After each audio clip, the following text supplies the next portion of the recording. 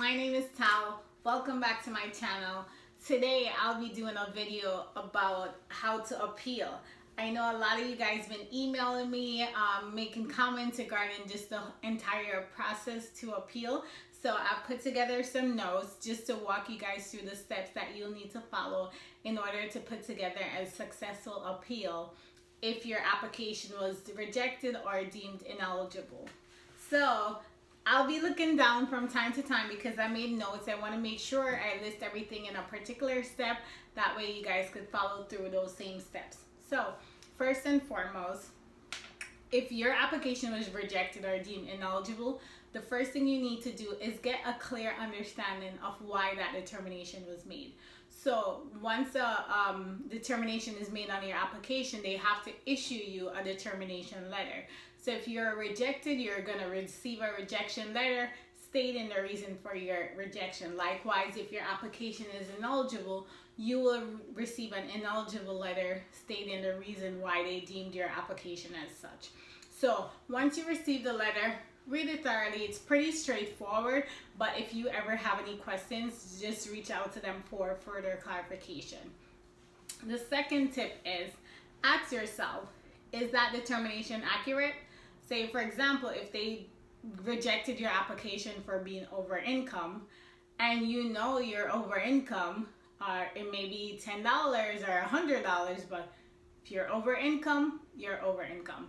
If you were deemed ineligible for being a full-time student and you know you're a full-time student and do not meet any of the 5 exemptions, that is it.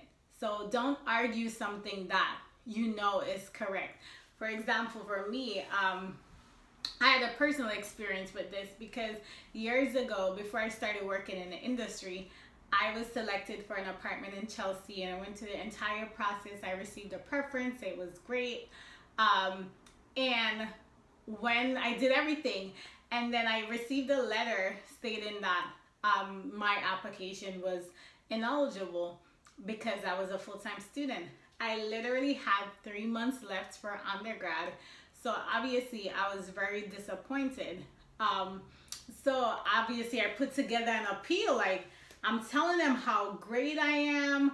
You know, I had my employer write a letter because I met all the other requirements. So I'm giving them, you know, I'm putting my writing skills to use, telling them all the great reason why they should approve me for this apartment, why I'm so deserving of it. It was a well-written letter. And if it was based on my writing skills, I would have definitely got that apartment. But unfortunately, it was not based on my writing skills. So their decision was upheld. And to think about it, they never responded to me, which is, you know, that's a problem because they should have sent me another letter making a final determination saying that they're upholding their decision, but they never responded. Anyway, at that time, I obviously did not know better. I felt like I could write my way through this, or I literally had 3 months left in school. So why would you reject me? Why would you deem my application ineligible? But anyway, that did not work. And I say that I gave you that, I share that personal experience to also say this. This is not a process where you could talk your way through. Like, I've personally, and obviously, again, this is when I didn't know better and I didn't have anyone to tell me better. So I did what I saw fit. So it's understandable why others do it. But now that you guys met me and you subscribe to my channel, you could hear it firsthand from someone that's been working in the industry and still works in the industry for a while. It is not about personal experiences. It's not about how bad your life is. It's not about why you're so deserving of this. It's not about that, unfortunately. So whatever the decision is, that is the decision. So, you know, I've received letters, you know, I've received photos of family, people telling me how bad their current living condition is, all that stuff. I say that to say this. It doesn't make sense that you write that because it's not going to make a difference. It's not based on personal situation that a landlord can say, okay, you know what, forget the rules. We're going to take this person in because they're living in a deplorable condition. It's not based on that. So no matter if you don't have hot water, you don't have heat where you live, it doesn't matter. So save yourself, save your ink, save your whatever you're saving. Do not send a letter telling them why they should let you in, even though you know you don't meet the requirements. Okay, so number 3, pay attention to the deadline. This is critical. Like, it is no joke. It's not something that, like, okay, we understand why you're 3 days late with your appeal. No.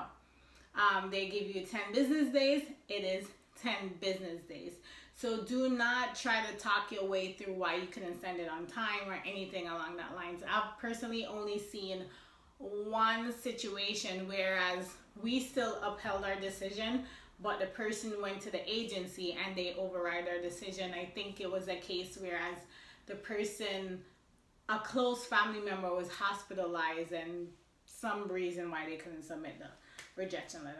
But I've only seen approval on a late, someone that missed their deadline, being able to still submit that appeal once. So note the deadline and do not wait till the day off to submit it. Like, I don't recommend that. Because then even the day off to put it together, you're putting way too much pressure on yourself. The other thing is this, because someone mentioned this to me in an email, saying they're gonna overnight their appeal. Please don't do that. Do not waste your money paying for any overnight shipping or whatever it is. No. Appeal can be submitted. You could mail it in, or you can send it via email. But do not, like, the person referencing, and I've seen it also before, because people always overnight stuff to me, and I'm like, why are they wasting their money? And I'm not saying this to be mean or anything, but like, you sending it the next day, that doesn't mean that they're gonna look at it the next day. Appeals are typically not priority unless that appeal is holding up someone else from getting the unit. So it's not like, oh my God, we received an appeal, I'm gonna review it right now. That's typically not the case, again, unless it's affecting another person. Like, someone else is waiting on the final determination for your application before they could be approved for the unit. So do not overnight anything, period. Number 4, depending on the reason for your determination, ask for a breakdown. Like, particularly if you were deemed, rejected, for being like over income. If it's something related to income or asset, you can ask them for a breakdown. And this is an insider tip. So you could ask them to provide you with a breakdown. However, they're not at liberty to provide that breakdown at that time. But after you submit your appeal, then they have to provide you with a breakdown. But the person that you're working with may not know that. So just ask them, say, hey, may you please provide me with how you got to that calculation. If you're over income, on the determination letter, they will show the total household income that they calculated. But if you want specific details, just say, hey, I'm in receipt of your determination letter. May you please provide me with a breakdown of how you and your team got to that calculation. Yeah. So if it's income or asset, then you could say that. If they say no, it's fine. They're right. They're not at liberty to give it to you when they first made that determination. However, once you put together your appeal and then you submit it to them, if they're still upholding their decision, then they have to provide you with a breakdown of how they got to their calculation. But again, that's a tip. It's worth trying. Just ask them. You never know. The person you're working with, they may not know that they're not at liberty to give it to you right now. So the other tip is, if it is income or asset related, do the calculation yourself. But obviously you have to understand the calculation in order to do it, right? So what a lot of you guys, I hope you guys know, like, once you apply for the affordable housing process, like, you should be reading the marketing handbook from HDC. That is public information. So right now, go to Google, type in HDC marketing handbook, and it will bring up a PDF where you see the entire process that these developers have to follow. These are the same guidelines that we use as well, so it's all there. I know I did a video regarding income breakdown, but you could see it actually if you reference the HDC marketing handbook. You'll see different calculation method and different explanations. So educate yourself, because you cannot put together an appeal if you don't understand the process. And I could tell right now, a lot of people do not understand the process just based off some of the emails I've seen. So educate yourself. You want to be knowledgeable. Like, don't feed your brain with other people comments on the internet. Feed your brain with the actual guidelines. So go to the marketing handbook, read the information, educate yourself,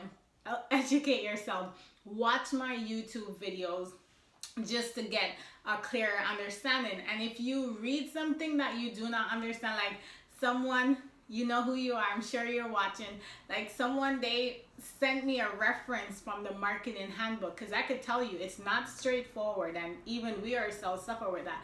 A lot of times I have to call the agency directly or email them for clarification. But if you read something there and you still don't understand, send me a snippet and I will interpret it for you based off my understanding and my experience with the agencies. But read and educate yourself. Understand the process, because you can't like tell them they're wrong if you don't even know what you're doing.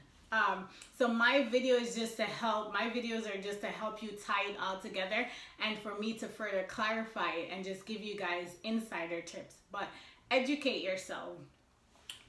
So do the calculation for yourself, granted that you understand the guidelines, and see if, okay, did you come to that number or did you come to another number? Because that will help you determine if this is even worth you appealing. Don't just be quick to tell them they're wrong because of what you think your income is, but you haven't actually ran the numbers. So my other tip, now is the fun part.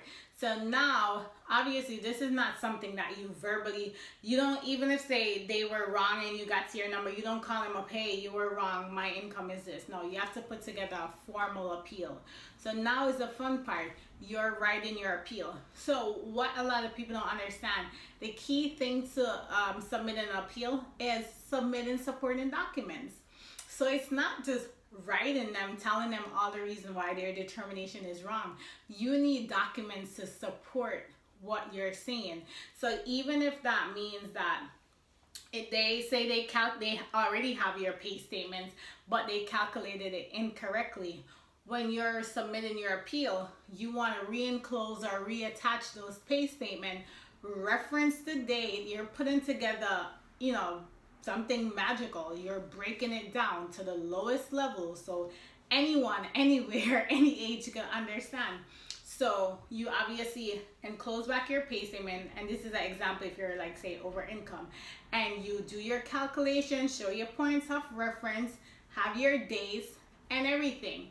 Have supporting documents. It's not just saying you were wrong, I recalculated the income and it is X. No, support what you're saying. Just as say, if you were over income because they calculated a bonus that you're no longer getting, then you need to have your employer write a letter stating that, and again, this is an example, say, last year Tom's Bakery gave their staff $5,000 bonus. However, effective January 2020, the company will no longer issue bonuses. And that letter, make sure it's official letter signed with the person contact information, and you enclose that with your supporting explanation and say, please reference the letter from my employer. As noted, I will not receive that $5,000 bonus, and the next step, you should be calculating that income excluding that bonus and say, my total household income will now be X, for example. So you want to make sure you reference it, explain it, everything, break it down so it can be clear and concise.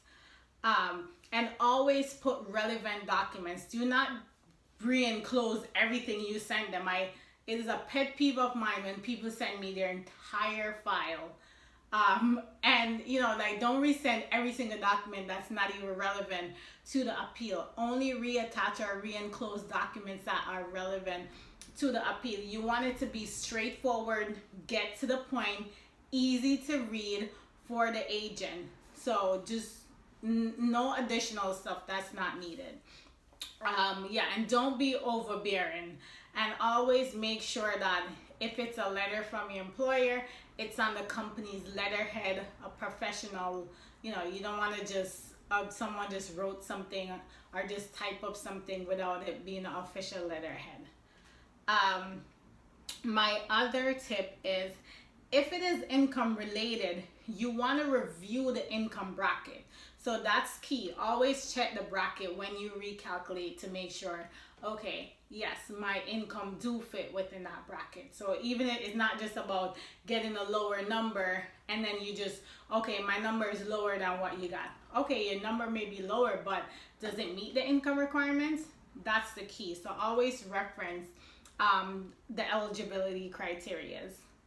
And the next step is, now you're ready to submit your appeal because you already did your point of reference. You're good.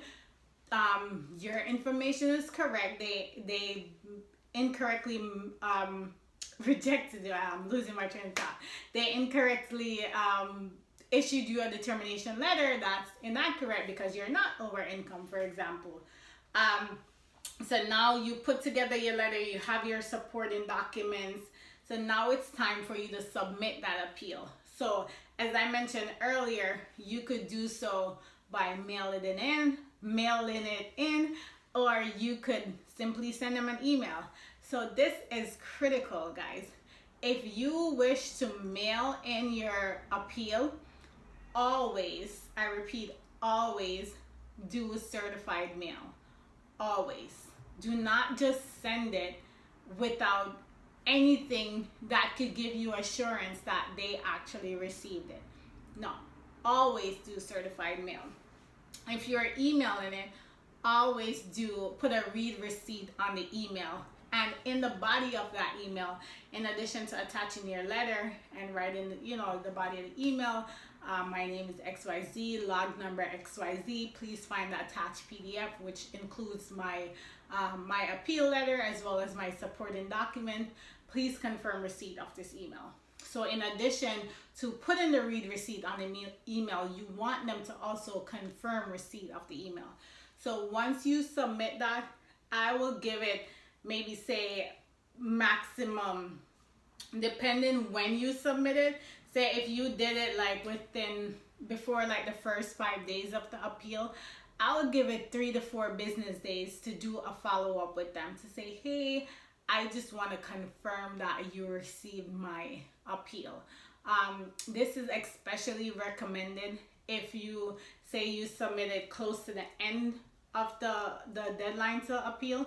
You want to always send them an email beforehand. Don't call them 50 times. Don't even call them. Just email them and say, hey, please confirm receipt of my email. If they don't respond to that, then you could give them a call and then just follow that up. Say, hey, it was a pleasure speaking to you. Thank you for confirming that you received my appeal. I look forward to hearing from you soon. And leave it at that. So remember, certified mail, if you're mailing it in. Why I keep saying that wrong? And read receipt if you are sending it via email. So once you guys do that, now just wait and be patient. One thing that I hope will give you a sense of comfort is that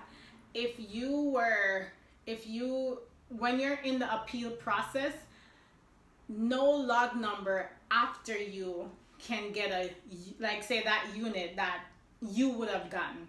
Say if you were in the process for a 2-bedroom, no log number after you can get a 2-bedroom without them holding one for you. Like, they have to have a unit available for you.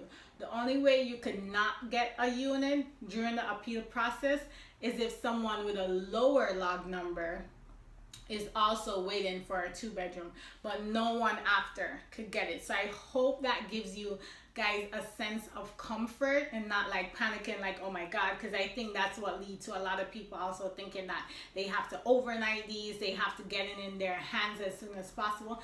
Yes, you want to get it in their hands as soon as possible, but you also want to make sure that you're putting together an appeal that really supports what you're saying. So don't just rush to get something in saying, oh my god, I don't want to lose a unit, but then your appeal is not strong. You want a strong appeal with supporting documents, referencing information. So, you know, that's priority. It's not priority to, oh my god, I received this letter today, I want to get it in tomorrow, and just rushing through stuff. No.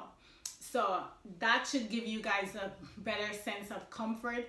It's not like, oh, I'm in the appeal process, I lost the unit. No, they cannot give a higher log number than you, the unit. So with that in mind, I hope that released some of the anxiety.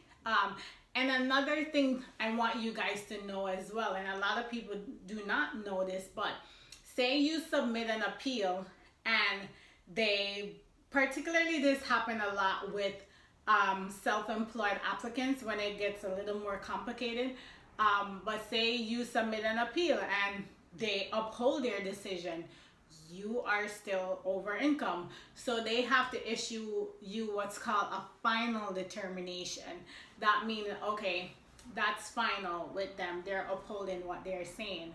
So once you receive that final determination, like if you still strongly believe, granted that you're calculating this information correctly, if you still strongly believe that I am eligible, once you receive that final determination, you could then appeal directly to the agency. So you will enclose, you have to put together another appeal, whether you want to just add to the one that you just provided with, and you have to enclose that final determination letter from the landlord's team, and then you could put your formal appeal with that determination letter and then appeal directly to the agency.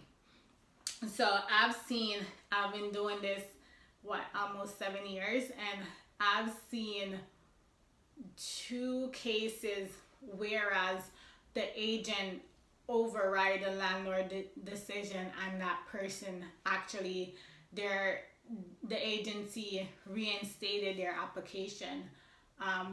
One was for a freelancer. I cannot remember what the other one was. Oh, the other one was that person who missed their deadline, and the agency permitted us to reinstate their application.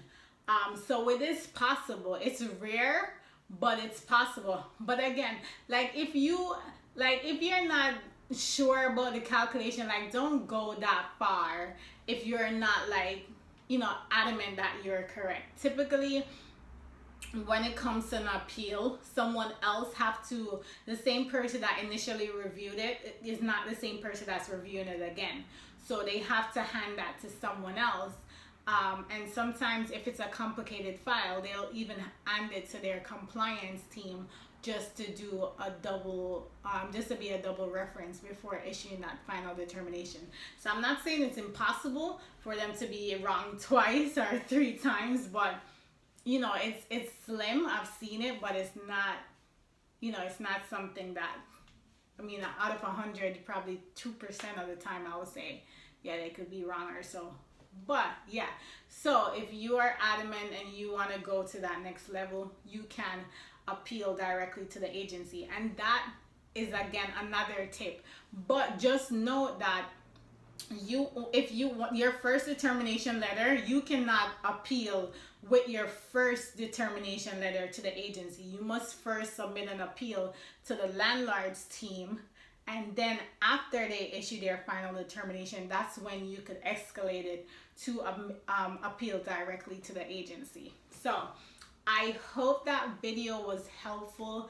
I really want you guys to follow through on these tips and just focus on the information that you're putting together to submit your appeal. You want to make it strong. You want to get directly to the point. You don't have to write an essay. It doesn't have to be a 3-4 pager. No, just get directly to the point. Save the personal stories. It will not make a difference. Just get directly to the point. Short and concise with supporting documents. That's the perfect appeal. If you guys want, I've had a few people send me their appeal before they submit it.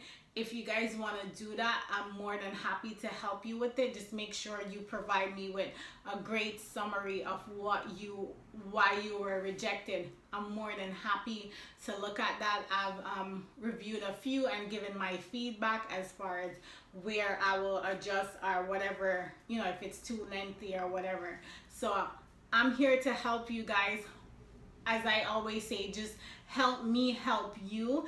And what I mean by that is at least watch the videos.